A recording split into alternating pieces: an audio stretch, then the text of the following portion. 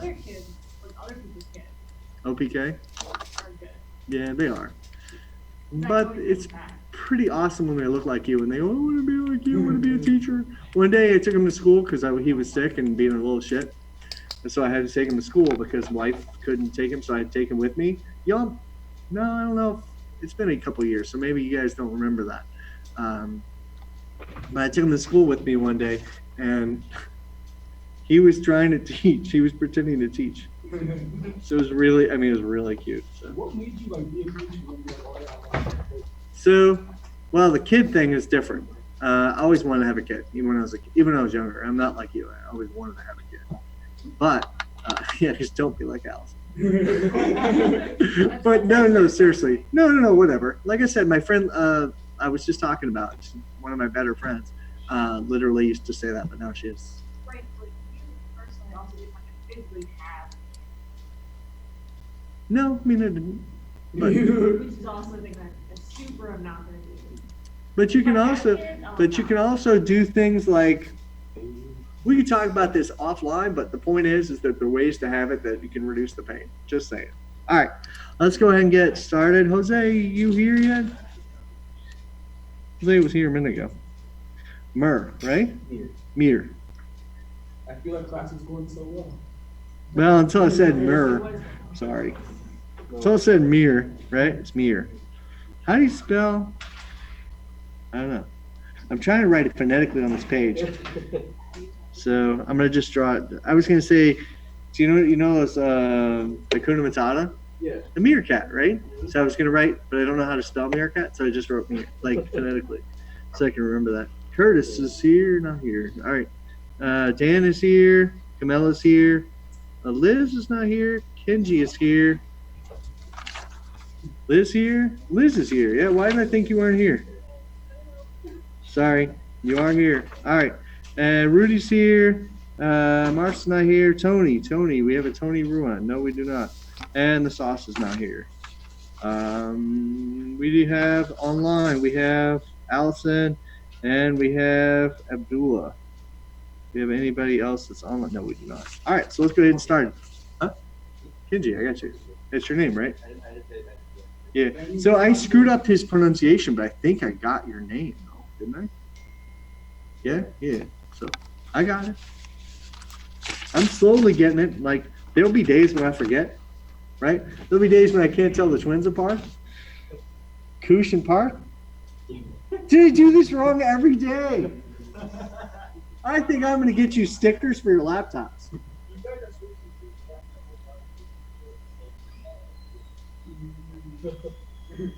That's okay. I will get it one day.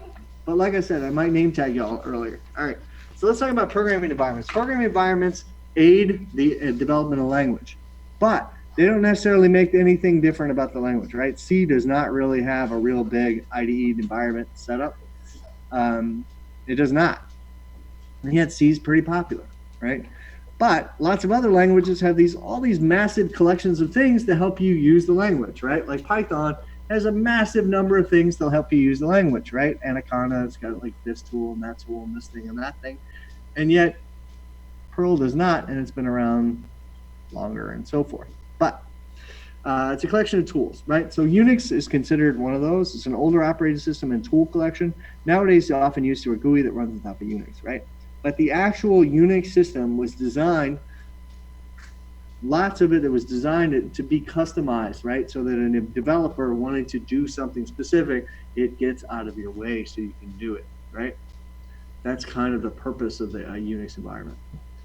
Visual Studio is a large, complex visual environment. If you've been in class previously, you know it's basically NetBeans on steroids. It does everything just slightly differently. And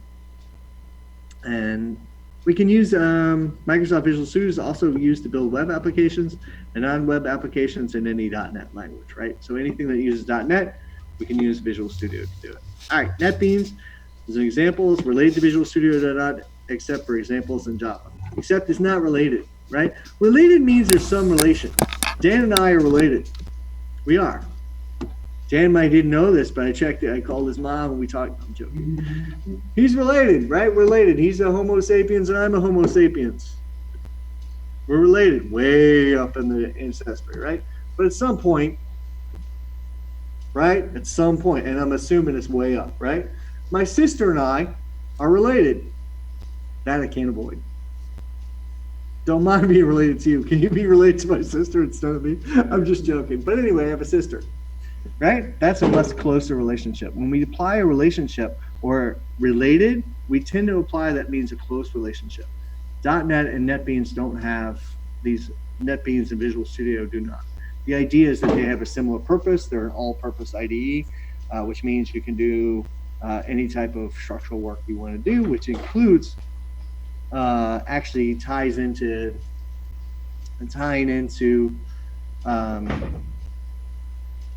I'm trying to think of it, testing frameworks as well as online tools for repositories, right? So you can do all these things, but they didn't actually get developed together as an example or anything like that. They're not related in any sense. It's just kind of an all-purpose tool. All right. That is the end of the first day. We talked about programming domains and their values in modern environments.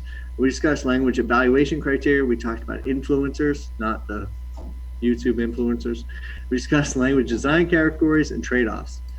We discussed implementation methods, and we talked about programming environments. We will very rarely talk about programming environments in this class, just so you're aware, or just through that. That's just going to be going in there. So we're going to go right into describing syntax. Yay! What is syntax? First of all, let's start off by talking about what is syntax. Syntax is that notion that some things are meaning something, right? Right? How do we put things together, right? You have grammars and so forth, right? So we discussed the importance of defining a language using syntax and semantics is chapter 3. We'll point out that we're going to focus on syntax today and semantics later, obviously.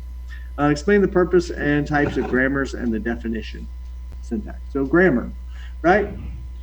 If I said doing, how are you, right? That's weird, right? Right? What is the Yoda way of speaking, right?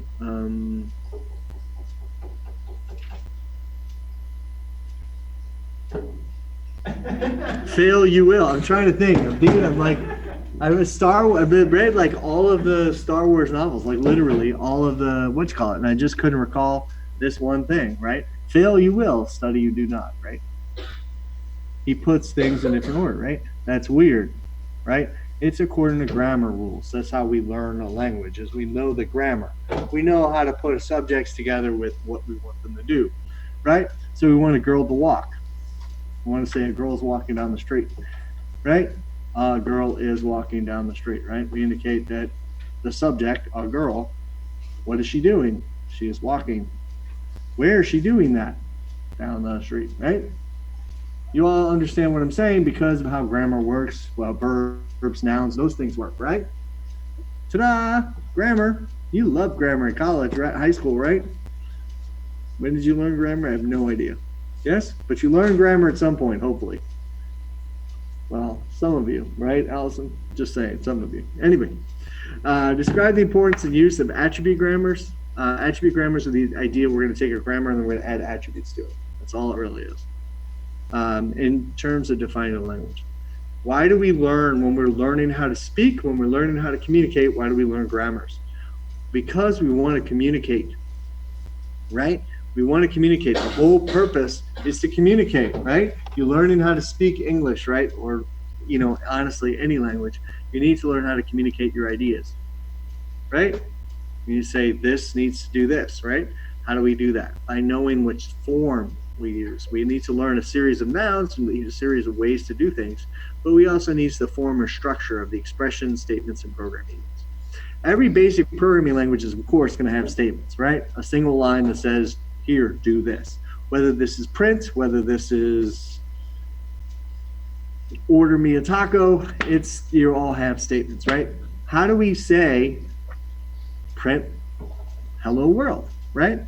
Different languages are going to do that differently, right? But how do we say this is a statement? How do we say separate two statements? Those are rules that are based on syntax, right? we call the form or structure. Semantics is the meaning of the expression and statements in program units. Meaning implies this is what this means, right? So if I say a girl is walking down the street, what do we think? There's literally a girl walking down the street. You can imagine a girl, right? And then you can imagine the girl walking, and then you imagine in the background there's a street. Yes, because that's what those words mean, right? That's the basic idea. Syntax and semantics together provide a language definition. How do we know what a grammar is? Did you guys study Java's grammar back in the day? You did. You just didn't realize you did. You know how to put an if statement together. There's specific rules for doing so. You know how that works. And what it means to put an if statement together, right? What do the condition mean in terms of the statement? What is the conditional statement or the set of statements that will execute if it's true? What do those mean, right? When you put them together. So users of a language definition are the other language designers, right? So other people designing their own language might use it, of course. Then you have implementers, people that are taking the language definition and turning it into a compiler, a program execution, whatever, right? Somebody that's taking the design and turning it into the real deal, okay? That's some hardcore shit, right? You have to write a compiler, you have to write an execution platform. It's a lot of work, right? And then you have programmers. Programmers are really the users of the language. These are the people that take the language and they actually do something with it, right? You go, wait a second, what do you mean? So, all right. So we're specifying a bicycle, right? We all know what a bicycle looks like, right? It's got two wheels, a handlebar, and a seat, hopefully, right? We want it to have a seat. It's very important for it to have a seat. Anyway, other language designers, what that means is somebody else trying to design a bicycle might use your design to kind of base their ideas off of what you've decided, right? That's kind of what you're doing. The implementers are the idea that take the bicycle design and turn it into a legitimate bike. The programmers, the users of the language, are the people that literally ride the bike. We look at the specifications so that we know that your ass goes here and your hands go here, right? Some things are so intuitive that you kind of walk up to it and go, yeah, my ass doesn't go here. This is where my hands go, right? We hope, yes? But maybe you've never ridden a bike before. You know, I'm just saying. Kenji's laughing, but you know, maybe you've never walked up to a bike before, right? I've seen worse things, huh? Wait, what? I just said I'm not no words. There you go, right? But that's basically what it is. Why do programmers, the users of the language, need it? Well, unlike, you know, a bike or a car, right? You can actually read a manual of a car and figure out not how to drive. Hopefully, God, I hope you don't learn how to drive that way. But you can learn how to open the trunk and those type of things. You can learn how to do things with the car. Programmers are using it for the same way, right? It's not intuitive. Some things are just simply not intuitive, right? How do we put an if statement together? If you're in one language, it's very different than if you're in a different language, right? So you do need to know those rules. All right, so the general problem of describing syntax, and we're going to talk about terminology. A sentence is a string of characters over some alphabet. What? So everybody knows what an alphabet is, right? Alphabet is a set of characters A through Z, right? I mean, that's our alphabet. But let's suppose that we don't actually include all letters, right? Any alphabet means A through B could be an alphabet, A and B, right? That could be an alphabet. So then you're talking about a string of characters over that A and B, right? So ABBA, AAAB, whatever. So don't assume it means A through Z. Also, you got to remember you have lots of characters and so forth that are okay and lots of characters that are not okay, right? Like the tilde, right? Java used the tilde? I don't know. I can't think of any place. I think it uses it in some place, actually, right? I think there's one place that it uses it. Now we'll have to look into that because I forgot if it's accurate or not. Alpha expressions or not alpha expressions. Can't remember, but I'll look it up. I think it does use it, but there's some characters that are not used. So don't think of it as a specific string of specific, Daniel being, A through D or A through L, right? Would get us Daniel, right?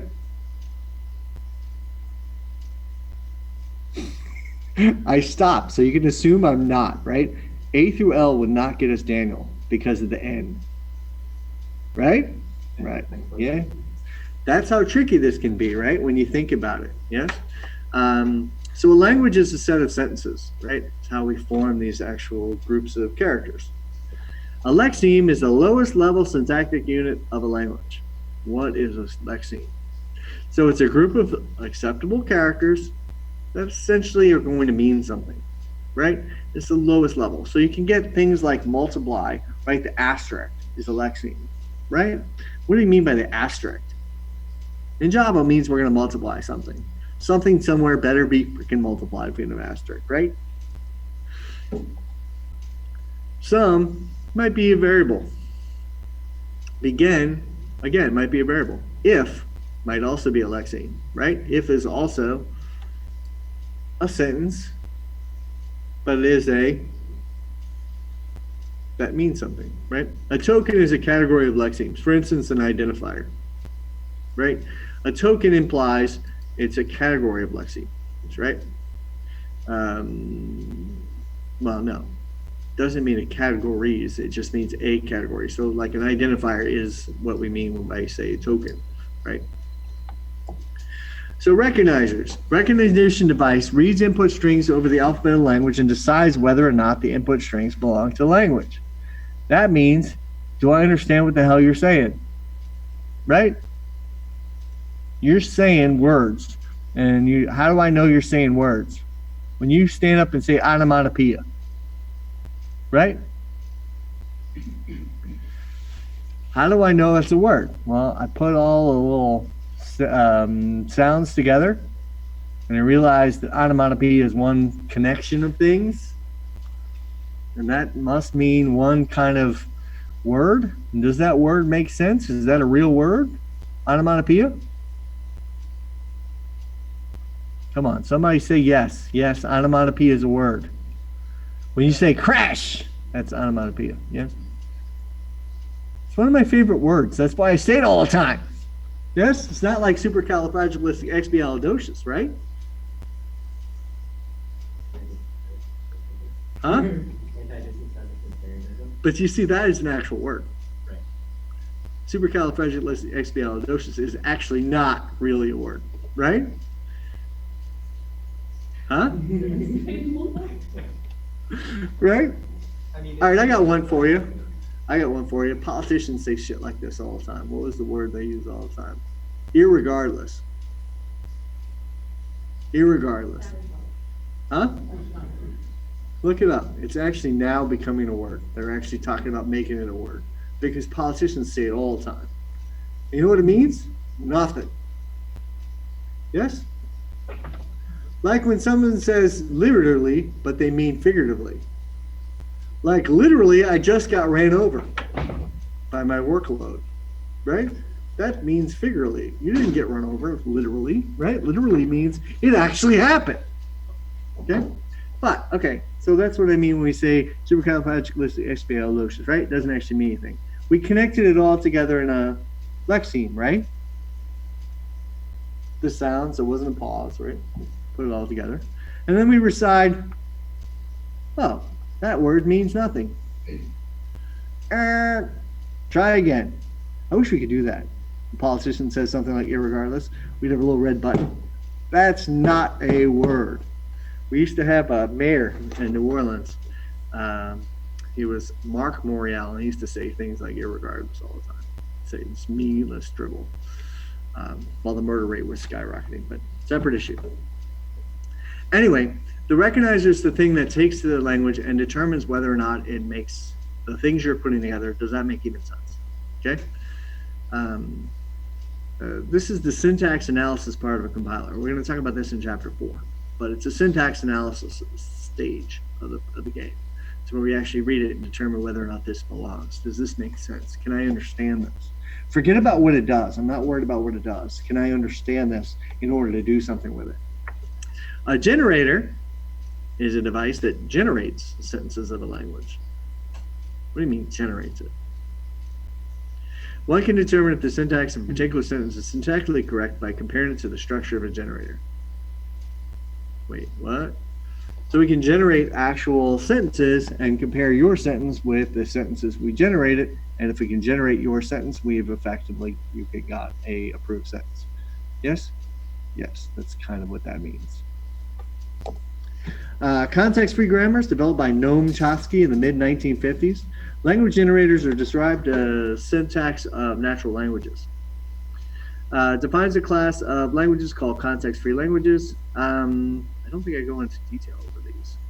Hopefully I do not. Backus-Naur form, BNF, invented by John Backus to describe the syntax of Algol 58. It's an equivalent to context-free grammars. Now, what these actually look like, oh, I don't have them, I'm sorry. Thought I did. Are essentially, when we think of context-free grammars, we don't have to think of what came before it, right? We don't have to worry about context is what we mean here. The second thing we mean is BNF is equivalent, and why it's not exactly a concept, because some things do matter. But anyway, BNF abstractions are used to represent classes of syntactic structures. They act like syntactic variables, non-terminal symbols, or just terminals. Terminals are lexemes or tokens. Yes? Means it's a sentence of strings that mean something to the language. Could be a bracket. A bracket is a lexeme. Okay? Bracket has to have a closing bracket, so you have two lexemes for that. A rule has a left-hand side, which is non-terminal. What is a non-terminal? Think atomic when you think non-terminal, okay? Can it be broken down? Yes? And right-hand side, which is string of terminals and or non-terminals, okay? So what this means is I have something on the left-hand side was to create a rule that's going to indicate, here's an example. Identification list, right? Identifier list. Oops. Okay, identifier list is my left-hand side, right? And I'm going to identify what kind of things could be translated to be my left-hand side on the right. So the right-hand side is usually a string of things, not just one thing. For instance, identification list can be an identifier, right? Be a single identifier, or it can be an identifier, comma, with an ident list. That's what it means by being non-terminal on the left. Okay? Non-terminal means it can be broken down into more things. Yes? All right. See, the identifier is terminal. Okay? What does this mean, by the way? What does this ident list mean? Let's assume an identifier in this case is a number, just to simplify things, right? This indicates that the number 3 is an identifier list, right? What about 3, 4? Also good. What about 3, 4, 6, 7, 8, 9, 10? Also good. Yes? This is that notion, it's essentially recursion. It's essentially recursive. Okay? That's why the left is a non-terminal. Okay? Because we can continually break it down and break it down and break it down until we've broken it down completely. Okay? Grammar is a finite, non-empty set of rules, right? If it's an empty grammar, what's the freaking point, right? So let's not talk about those. A start symbol is a special element of the non-terminals of a grammar. When we think start terminals, just imagine we have a statement, right? Or everything breaks down into something eventually. BNF rule is an abstraction or a non-terminal symbol can have more than one right side. This is or it's a pipe essentially, but what this indicates is a statement can be a single statement, or it can have a begin, a statement list, and an end, right? As an example, this is not Java. This is just generically just showing you what a BNF rule looks like. This is not intentionally to do it in any sort of way, okay? But the idea behind this is a statement can have a simple statement, right, which includes a single statement, right? X in Java, int x equals 5 is a single statement, right? X equals x plus 5, also single statement, yes? But what about if we wanted to group a single statement, right? Those are called compound statements, right? What's a compound statement? An if statement. An if statement has, the if part, and then it has a body, and it has something to go on the end of it if it's necessary. An else, maybe an else if, whatever. Basic idea. So you have compound statements. This is kind of, this language uses begin and end, right, to do that. Some languages, like, I'm trying to think about what we did in Python, not Python, excuse me, in 318 was shell scripting languages, but it wasn't shell scripting languages, was it? It was, yeah, it was a shell scripting language, Bash, right? When you had if, and then you had a way of indicating the group of statements, where it started and where it ended. Why do we have that? So we can make sure we know, right? Python, as an example, will actually make sure on the if statement, the statements that are part of the if statement are actually indented a certain indentation. That's how it knows it's those. Different languages obviously have different rules. This is just a way of specifying the rules. Okay, this is an actually very simple state of rules, right? All right, describing lists. Syntactic lists are described using recursion almost always. Ident list goes to ident, and then ident, comma, ident list, right? So that's what we were talking about earlier. A derivation is a repeated application of rules starting with the start symbol and ending with a sentence. Eventually, we end with all terminal symbols, right? Eventually, you have, variables. Let's assume the variables are all A, B, C, D, E, F. Eventually, you've wind this down to A, comma, B, comma, C, comma, D, and those are all terminals, okay? All idents. Example grammar, okay? I don't know why I went to that. Anyway, you have program as a statement. Statements can be a statement, or it can be a statement, semicolon statements, right? It's obviously how we're going to put a group of statements together. Yes? A statement can be var equals expression. A var can be A or B or C or D. Wait a second, you only get 4 variables? Why do you need more than 4 variables? I just don't understand, right? Note also that the expression is just exp, right? Expression can be a term plus a term, or expression can be term minus term. So y'all are bitching about only having 4 variables. You only can add and subtract up in here, right? That's all you can do. That's, super simple grammar. And a term can either be a variable or a constant. Now, constant isn't shown here, but maybe it's 1, 2, 3, 4, 5, whatever. It doesn't show what it is, but this may have a rule somewhere that says that, okay? This is essentially pretty close to complete grammar, right? If you have somewhere that indicates a constant and it says it's a terminal, right? This indicates that it's a terminal symbol. So you have to have somewhere that says what a constant can be, but that's just a description of the grammar. We'll talk about attributes later. But this is a full-on grammar, right? We can do A plus B, right? A equals A plus B. I'm sorry, we can't do A plus B. It doesn't work, right? But that's all we can do, essentially. But we can combine them in a bunch of different ways and do some kind of somewhat interesting things. Not super interesting. But example derivation, you have a program, goes in statements, which has a statement, and the statement is a var equals expression. A is the var, equals expression. A equals term plus term. A equals var plus term, because term can be var. And then you have A equals B plus term. A equals B plus constant, because the constant is what we're doing. We're just adding we're adding B to a constant and setting it to B. Okay? But this is how we break it down and see if this actual program is valid, right? It's a way to check that. It's also a way to define it. So if you want to know what things you can do, what you can do in a language, right?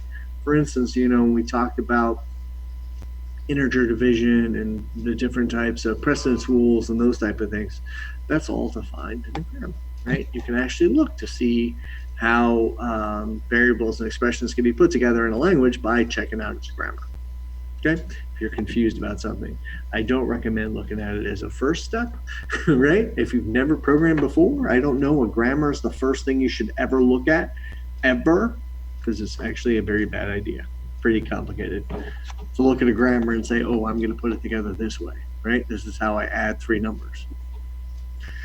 Every string of symbols in a derivation is called a sentential form, right? You remember sentence, right? We need to give it a word to say it's a something something form. So we're going to call it a sentential form, okay? But remember, what is a sentence? It's a string of characters, right? That's all. A sentence is a sentential form that only has terminal symbols. So this guy only has terminal symbols on it. A leftmost derivation is one in which the leftmost non-terminal in each sentential form is the one that's expanded. The leftmost is the one in which the leftmost non-terminal is the one that is expanded. Okay? So, wait, what? We're breaking it down from left to right. So what that says. Okay, derivation may neither be leftmost or rightmost. I'm not sure what that actually means. I'm getting a little tired, so I'm drawing a blank. It's my second class. All right, but hierarchical reservation of a derivation. This is what it means. Program break into statements, then the statement breaks into statement.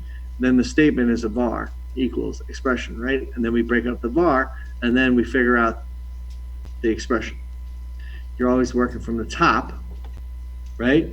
And which happens to be the left, and we work our way to the actual statement. Okay? And then we keep doing that by using the leftmost, breaking the leftmost first, right? So this is what you see here. Statement, then var, then I break out var. Yes? And then expression, and so forth. Still don't know neither leftmost or rightmost. Oh, shit. That means we don't necessarily have to follow those rules, right? If I only use leftmost, that means I only break out the left one first, right? But what if I see something that's easier to derive and I break out the right first? That works out fine. But since I'm not following either leftmost or rightmost, now I'm kind of neither one. That's all that means. Sorry, brain fart. Happens because I'm an old fart, right? Not that old, right? Oh, don't even start. Don't even start, right? But this is a hierarchical representation of a derivation. All this means is this is how the program is broken down from program all the way down to the statement level, to the actual eventual result. A grammar can be ambiguous. Sorry. Clearly, I'm running out of a little steam here. A grammar is ambiguous. What does ambiguous mean? If and only if it generates a sentential form that has two or more distinct part trees. Wait, what? So, you guys are assuming that when you write a program, right, that the end result is always the same. Yes? It should be always the same. Why is that? Because you wrote a program. If you wrote it correctly, it should result in what you think it should result in. Yes? You wrote var equals, what do we end up with? A equals b plus 3 as an example, right? So we know we want to add 3 to b and then put the result in a, yeah? There shouldn't be a situation where two derivations result in different parse trees. The case is the basic issue. That's what we end up with. As an example, expression is expression, op, expression, or a constant. An op can be division or multiplication. So we can break it down. Expression, right? On the left-hand side, expression, expression, op, expression, constant minus constant. And then we break the op into it, and then we have the expression and constant. This is the same result. Constant minus constant divided by constant but we have two different parse trees because now we do the first thing is expression and we break it all the way down from expression into constant. And then we do the op. Then we break the second part, which is an expression. And then we have expression, op, expression, which then we have a const divide by const. Right? Same code, but it ends in two different parse trees. Right? So it's ambiguous expression grammar. If we use a parse tree to indicate precedence levels of the operators, we cannot have ambiguity. Now we have precedence levels. Now you know why we have precedence levels, because we reduce the ambiguity of the parse tree, which allows us to do lots of different things. So now we'll never have the ambiguity we just had because now we have a precedence. If we see division, what was it? Division, I'm sorry, mental fart. Division and with subtraction, right? We know division goes first, so it'll do this one first. Right? Expression break into constant. Oh no, I did it back the other way. Oh, yeah, see what I did? It's actually putting it backwards because it's trying to be a dick to me. Anyway, what I mean by that is the expression comes first. Expression minus term indicates that minus is going to come first, or it's a terminal. Term can be either term / constant or just a constant, which means it's going to, if it sees in minus first, it's going to hit the minus first. Yes? So expression minus the term, and then term becomes constant. Over here, term becomes term divided by constant. And there you go, constant divided by constant. Ta-da! So now you would only get, because the precedence levels are defined in the grammar, now you can only get one way to do it. And you go, wait a second. Is that what precedence? Yeah. Yeah. If you type a plus b divided by 3, everybody should get the same answer if you know what the precedence rules are. Precedence rules have to be defined. Otherwise, all hell breaks loose. Associativity of operators. Operator associativity can also be included by a grammar. Associativity. So expression is expression plus expression divided by or a constant. That can be ambiguous. Whereas if we have expression plus constant or constant, that is unambiguous. What that's going to happen is it's always going to break it down in the same way. And you go, wait a second, that's the same operator, it's plus, right? It's all addition, right? Why is this different? Because if we're breaking down an A plus B plus C situation, we could break down the first plus, or we could break down the second plus first, right? If you think of an expression plus expression, we could do either one and then be happy, right? That's the point. Expression plus constant, though, right? We can't do it either way. You have to start off by saying expression plus constant, and then expression plus constant, and so forth. So we only would get one grammar by doing that. Extended BNF, optional parts are replaced in brackets. Procedure call ident. You see ident could have an expression list inside of it. That indicates that, those are optional. In other words, it might not have an expression list inside of it. Alternative parts of RHSs are applied, right-hand sides are placed inside parentheses and separated via vertical bars.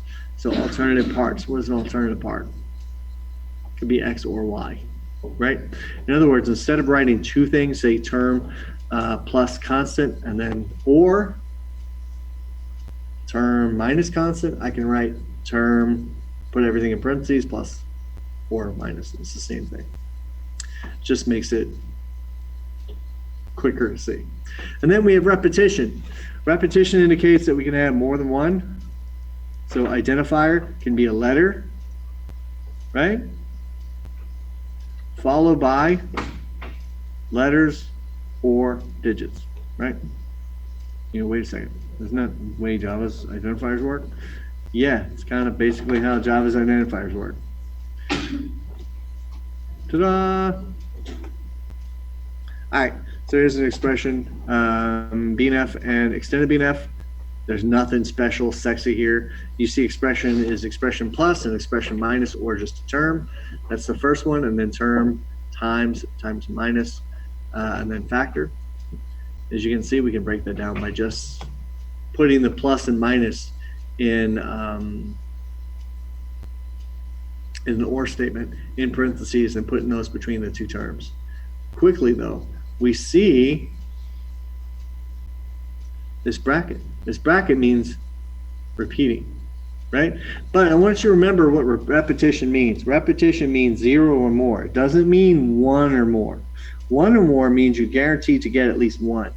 0 or more means it can be there or not be there, and it can be there 20 times. Okay? That's why it's okay for a term to be repetition with that. Okay? What does that mean? That means it can either be just term, or it can be term plus another term. So, or it can be term plus term plus term plus term, whatever. Right? That works out too. It just wouldn't calculate it that way. Term or factor, same thing there. It's the exact same thing. Recent variations, alternative right-hand sides are often put on separate lines rather than actually putting an or between them, between a pipe symbol between them. We see use of colon frequently instead of the equal signs with the brace. This guy, we don't see that so much. We see a colon nowadays. Use of opt for optional parts, and use of one of for choices. If you have a choice, we see one of as a subscript. Let me see where we are. Okay, so nothing to do with meaning. I meant to bring in, I'm forgetting that I meant to do this. I wanted to show you the Java's grammar, but I forgot to get part of it. I forgot to download it. So I don't have it with me, but I will get it offline and I'll show you what it looks like. And we'll talk about it briefly next class, okay? So that static semantics has nothing to do with meaning. Context-free grammars cannot describe all the syntax of programming languages. It's just too complicated. Categories of constructs that are trouble. Context-free but cumbersome types of operands is an example in expressions. Non-context-free. In other words, variables must be declared before they're used, right? You can't use you can't use my variable without having declared my variable before you use it, right? But the context-free grammar, the whole point of having context-free is not to have any worries about what comes first and what comes next, right? It doesn't work that way. Okay, so attribute grammars have additions to control flow graphs or context-free grammars, I'm sorry. So my research in computer science, I had a PhD, is in control flow graphs. So when I see CFG, I automatically think control flow graph, but that's not what we're talking about here. It's just literally context-free grammar. I have additions to context-free grammars to tag some semantic info on parse tree nodes. Primary value of attribute grammars, static semantic specifications. So you can do all those things about like, non-context free. So this variable needs to be declared. It's not declared first. This is a problem. You can do that, but you can also say this variable is this type, right? And thus you can do type checking because that's how we're going to do type checking. That's the basic idea. The definition, an attribute grammar is context-free grammar, G equals SNNTP with the following additions. For each grammar symbol, there's a set of attribute values. Each rule has a set of functions that define certain attributes of the non-terminals in the rule. What? The whole point of this is to define rules on a set of grammar, right? Each rule has a possibly empty set of predicates to check for attribute consistency. So, okay. So we have attribute values. Attribute grammar implies we're going to take a grammar and we're going to stick attributes on it.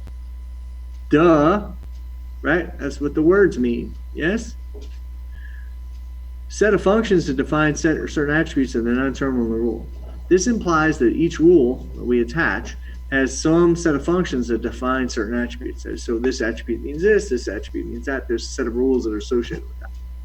And each rule has a set of predicates to check for attribute consistency. As an example, if you define my variable in line 20, you can use my variable in line 21, whereas you cannot use it in line 19.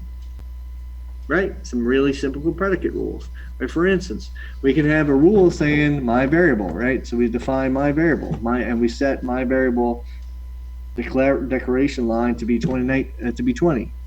Later on, I can use predicates to check to see if the line I'm checking right now is before or after 20, and since it uses my variable. Okay, that's kind of what we're talking about as an example. If you want to use type checking as an example, suppose you're seeing what the length of a string is. Yes, it uses .length, I believe, in parentheses in Java. Yes, so that's how we get the length of a string, right? Called a length method. Right? We'd all agree? Yes, but that's only useful if you have a string. So later on, we have a set of rules that said this is a string. And so when we try to get dot length on it, we say, oh, we got dot length. Is this appropriate for this type of thing? We have a set of rules that we can check. Ta-da. Right?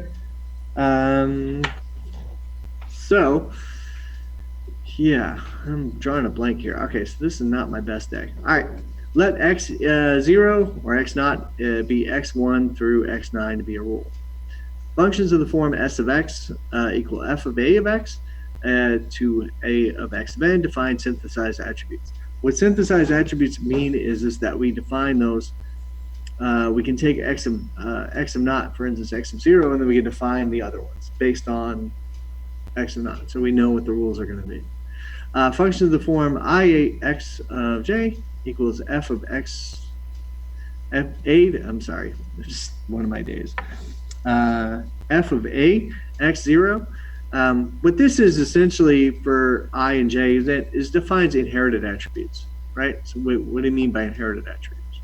So a string is an object, as an example, right? We have a something.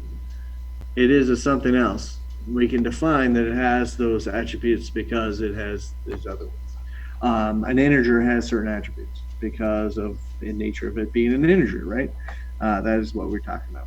Additionally, there are what we refer to as intrinsic attributes. We have things like where the lines are, where those things are, those type of things. So we have intrinsic attributes. All right. Okay, so syntax. Assign goes to var equals expression. Expression goes to var plus var, or it's a var. And var is either A, B, or C. The actual type is synthesized for var and expression. Expected type is inherited for expression. Okay, so I am confused. All right, so I will say this. I will come back to this because I am really confused right now. Not my day. All right. Do I want to go through that? No.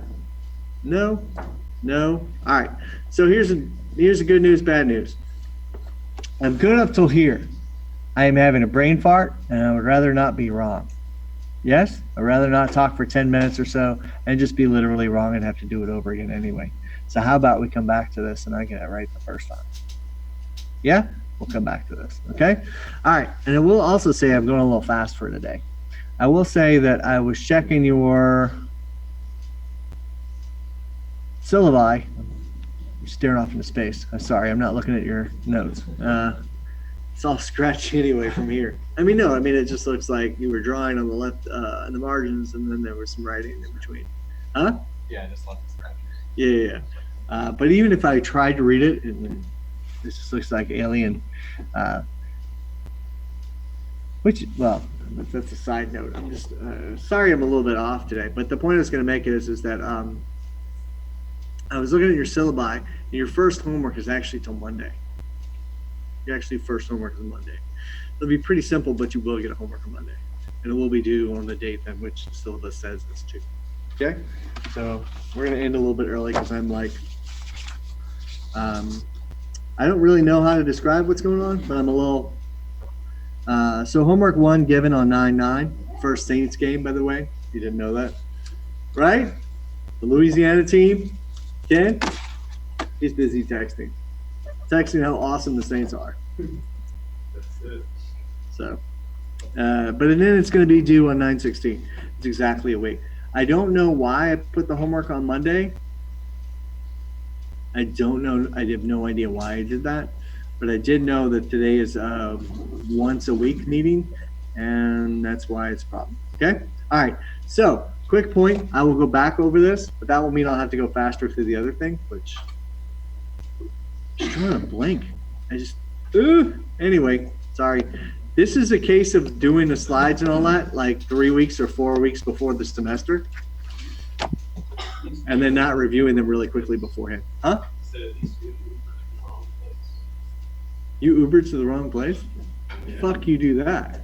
My friend lives on Michigan Avenue as well, so I'm just going where I see an address, Michigan Avenue, I don't know Roosevelt's address, I'm like, where else would I have in here to go to Michigan Avenue? Nice. My friend's place. I got one for you. I called it so that we're done today. I'm going to come back and hit that other thing. Just want to say one time though, I did actually